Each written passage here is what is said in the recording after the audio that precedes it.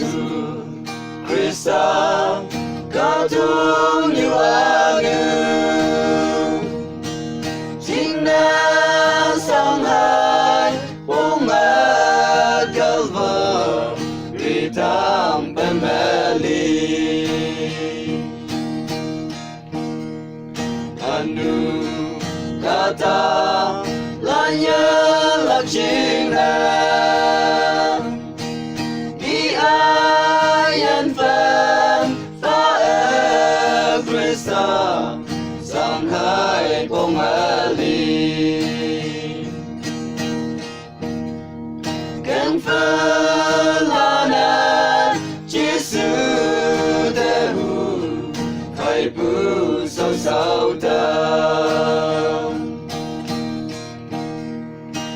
ka yengi te yena tama ita yau hai lia Krista sau si alito yeah anu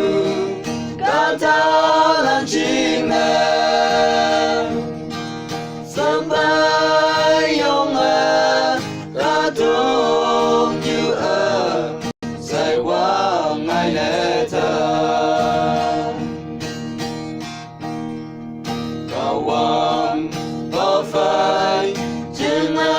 chim nhau mà cái sim mà yêu phải cảm ơn ai yan phần phật kan falana Jesu dehu kai pu sau sau tam aka yengi te yena tama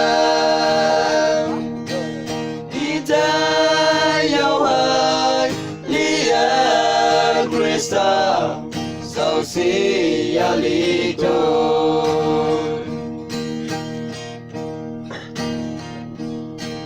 Kalva rilam như ye te voya tai la kia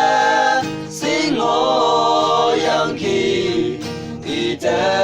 amen phong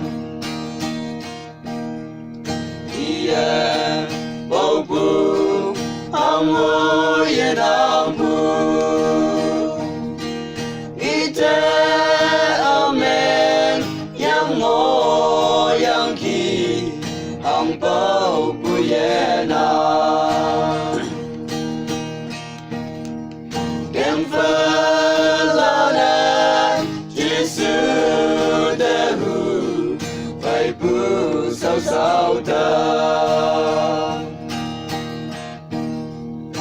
aka yengi te yena tama ita yau hai lia Krista sau si alito membu Krista teman anu jina